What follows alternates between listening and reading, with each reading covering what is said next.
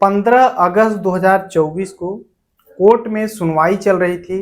उसमें कटघरे में एक आरोपी होता है और जज साहब फैसला सुनाते हैं और बोलते हैं कि इस आरोपी ने जो गलत काम किया है उसके जुर्म में इसे आजीवन कारावास और 10,000 रुपये का जुर्माना सुनाया जाता है।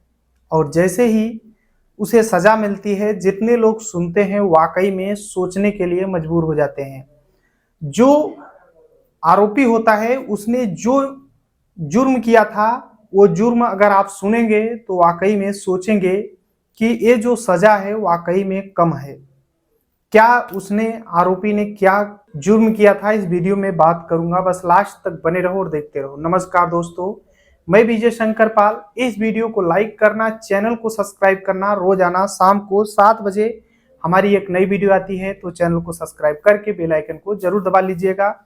बाकी आप लोग कहां से हमारी वीडियो देखते हैं कमेंट जरूर कीजिएगा। नेक्स्ट वीडियो में आप सभी का नाम जरूर लूंगा। हमारे टेलीग्राम चैनल के लिंक डिस्क्रिप्शन में है, तो टेलीग्राम चैनल पे मस्ट ज्वाइन हो जाना। चलिए स्टार्ट करता हूँ। आज की जो सच्ची घटना सुनाने जा रहा हूँ ये है उत्तर प्रदेश में एक जिला लगता है इटावा। यहीं पर एक थाना है बलरई थाना। इसी थाने के अंतर्गत बहादुरपुर एक जगह लगता है। यहीं के रहने वाले जयवीर सिंह पाल होते हैं। जयवीर सिंह पाल जो है वो किसानी का काम किया करते हैं। उनकी घर में पत्नी है, उनके 3 बेटियां और 4 बेटे हैं। जो एक बेटी है सबसे बड़ी है, जिसकी उम्र 19 साल है, जिसका नाम अंजलि पाल होता है। और एक बेटा है जो कि 17 साल का है, दूसरा 15 साल का, तीसरा 13 साल का, चौथा 9 साल का। और एक बेटी है 7 साल, जिसकी उम्र है शिल्पी, और रोशनी 5 साल की। सब कुछ सही तरीके से चल रहा था। बच्चे पढ़ाई कर रहे थे, जो बड़े बच्चे हैं वो भी घर की देखभाल। ऐसे ही टाइम धीरे धीरे बीत रहा होता है। एक दिन की बात होती है, 2 छोटे बच्चे घूमने गए हुए थे और जो 2 बड़े बेटे हैं वो काम पर गए थे। और जो पिता हैं, अंजलि के जो पिता हैं, वो भी काम पे गए थे।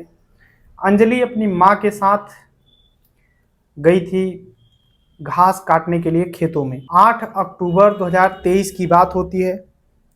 अब माँ और बेटी अंजलि और उसकी माँ जब खेत से वापस घर पे आते हैं, तभी अंजलि पहले घर की तरफ घुसती है और पीछे पीछे माँ भी आ रही होती है। तभी अंजलि अंदर जाती है तो देखती है कि कुछ खून टाइप में बगरा हुआ है। तभी थोड़ा अंदर जाती है तो देखती है कि उसकी जो बहन है, जिसका नाम शिल्पी, जिसकी उम्र 7 साल है, वो इस दुनिया को छोड़कर चली गई है और खून बिखरा हुआ है। अंजलि जैसे ही इस तरीके से देखती है, अपनी माँ को बुलाती है और रोने लगती है। उसकी माँ भी आती है, देखती है तो रोने लगती है। अब माँ बेटी जैसे ही और अंदर जाते हैं, देखते हैं कि जो छोटी बेटी है, जिसका नाम रोशनी, जिसकी उम्र 5 साल है, वो भी इस दुनिया को छोड़कर चली गई है। यानी दोनों को किसी ने इस दुनिया से हटाया है। आखिरकार दोनों माँ और बेटियां रोने लगती हैं, अंजलि और उसकी माँ। तभी आसपास के जो लोग हैं वो सुनते हैं, तो देखते ही देखते वहां पे सैकड़ों की संख्या में भीड़ इकट्ठा हो जाती है। अब किसी ने पुलिस को फोन कर दिया। वरिष्ठ पुलिस अधीक्षक संजय कुमार वर्मा होते हैं, अपने टीम के साथ वहां पर पहुंचते हैं और जांच पड़ताल शुरू कर देते हैं। वहां से पूछताछ किया जाता है कि आखिर ये सब कैसे हुआ है। अंजलि के जो पिताजी जयवीर सिंह हैं, ये भी काम पर थे। किसी ने बताया कि तुम्हारी 2 बेटियां इस दुनिया को छोड़कर चली गई। ये भी रोते हुए घर पर आते हैं। वाकई में जो घर था दुखमय हो चुका था। अब पुलिस जांच पड़ताल करने लगती है, दोनों बच्चियों को पोस्टमार्टम के लिए भेज देती है और सभी से पूछने लगती है कि आप लोगों ने क्या देखा। तो अंजलि बताती है कि साहब, मैं अपनी माँ के साथ जब खेत से आई तो देखी कि मेरी दोनों बहनें इस दुनिया को छोड़कर गई हैं। तो पूछा जाता है कि किसी से दुश्मनी थी या फिर कोई जमीनी विवाद था। पुलिस जांच कर रही थी, लेकिन जयवीर जो हैं, जयवीर सिंह पाल, ये बोलते हैं कि साहब, मेरी किसी से कोई दुश्मनी नहीं थी। मैं तो अपनी किसानी करता हूँ, अपने काम से मतलब रखता हूँ, मेरी किसी से क्यों दुश्मनी होगी। अब अलग अलग एंगल से जांच पड़ताल चल रहा था, लेकिन कुछ भी क्लू सामने नहीं आ रहा था। तभी पुलिस जब जांच करती है तो देखती है कि पास में एक फावड़ा पड़ा हुआ है। उस फावड़े को देखती है कि उसमें खून लगा हुआ है। अब ये चीज तो स्पष्ट होने लगता है थोड़ा बहुत कि इस फावड़े से ही दोनों बच्चियों को इस दुनिया से हटाया गया है। अब पुलिस अपनी टीम, अलग अलग टीमें बनाई जाती हैं, जांच पड़ताल कर रही थी। तभी कुछ पुलिस वाले होते हैं वो छत पर जाते हैं। कमरे के छत पर जब पहुंचते हैं तो कुछ कपड़े थे जो सूखने के लिए डाले गए थे। तभी एक कपड़ा को ध्यान से जब पुलिस वाले देखते हैं तो उसमें कुछ खून का धब्बा लगा हुआ था। अब पुलिस उस कपड़े को लेती है और जांच कराती है तो पता चलता है कि वाकई में वो खून है। अब फावड़े में जो खून था और उस खून को जब जांच कराया जाता है तो पता चलता है कि सेम खून है। अब ये चीज स्पष्ट होता है कि वो कपड़ा किसी और का नहीं बल्कि अंजलि का होता है। अंजलि से पूछताछ किया जाता है कि आखिर तुम्हारा ही कपड़ा है, तो अंजलि बोलती है कि हाँ साहब मेरा ही है, मैंने डाला था, जब आया अपनी बहनों को पकड़ा तभी खून लगा था। लेकिन पुलिस को अब डाउट अंजलि के ऊपर हो चुका था। अंजलि से अब अलग अलग तरीके से पूछताछ करने लगती है, उसे थाने लेकर आते हैं। मनोवैज्ञानिक तरीके से जब पूछा जाता है तो अंजलि टूट जाती है और बोलती है कि साहब, मतलब अंजलि एक कहानी सुनाना शुरू करती है। उस कहानी को जितने लोग सुनते हैं वाकई में सभी सोचने के लिए मजबूर हो जाते हैं। अंजलि बताती है कि साहब 2 साल पहले अंजलि जो है वो जब पढ़ाई कर रही होती है तो उसके गांव के बगल का रहने वाला राहुल उसको नंबर दे देता है अंजलि को अपना। अंजलि अपनी मम्मी के मोबाइल से उस लड़के से बात करना शुरू कर देती है। धीरे धीरे दोनों एक दूसरे से अलग अलग जगहों पर मिलने लगते हैं। अंजलि और राहुल दोनों में संबंध बनने लगता है।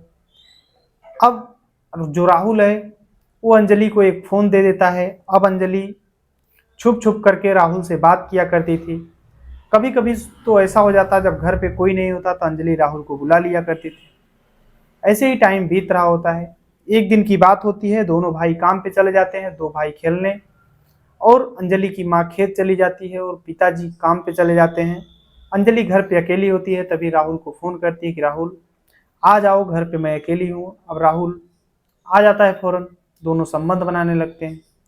लेकिन जैसे ही दोनों बहनें खेलने गई थी, जो दो बहनें हैं शिल्पी और अंजलि, ये दोनों आती हैं तो दरवाजे के झरोखे से झांकती हैं तो देखती हैं कि उसकी बहन जो अंजलि बिना कपड़ों के और राहुल भी बिना कपड़ों के संबंध बना रहे होते हैं। तो वो जो देखती हैं बच्चियां 7 साल की, वो बोलती हैं कि मैं मम्मी पापा से बताऊंगी तुम जो कर रही हो।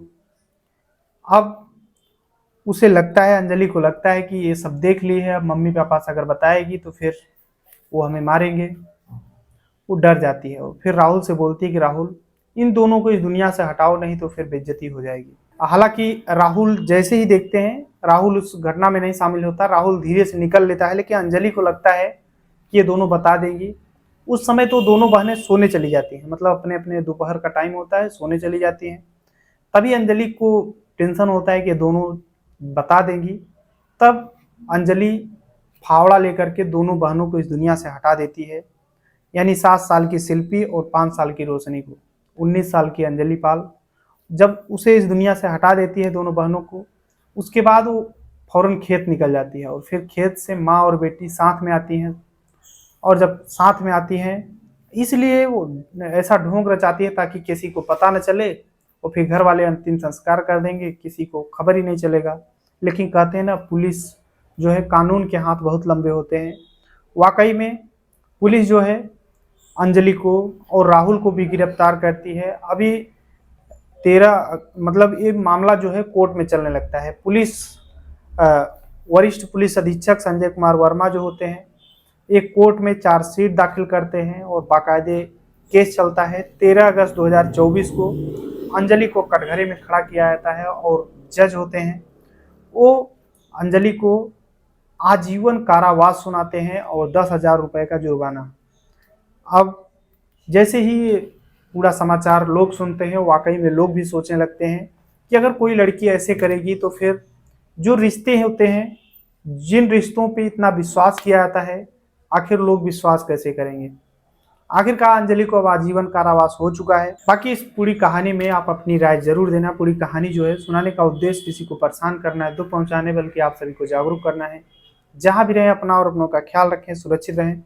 चलते हैं कमेंट की ओर। तो धन्ना जाट हैं जो कि जोधपुर राजस्थान से, साबिर अली हैं बीकानेर राजस्थान से, बोलते हैं कि भाई आप कैसे हो। तो भाई मैं ठीक हूँ, सब सही चल रहा है। नौशाद खान है जो कि दमाम सऊदी अरब से हमारी वीडियो देखते हैं। दीपक दीवाना है जो कि यूएई दुबई से रहने वाले हैं, दुबई से हमारी वीडियो देख रहे हैं। अशोक पंडित हैं जो कि मुंबई से हैं। शांतिलाल अहिर गुजरात से रहने वाले हैं। डॉक्टर AK अग्निहोत्री प्रयागराज उत्तर प्रदेश से। दियाराम संचोर राजस्थान से। रामलाल मेघवाल अरटा बाड़मेर राजस्थान से। सभी को तहे दिल से शुक्रिया। मिलते हैं इस वीडियो में, तब तक के लिए जय हिंद, वंदे मातरम।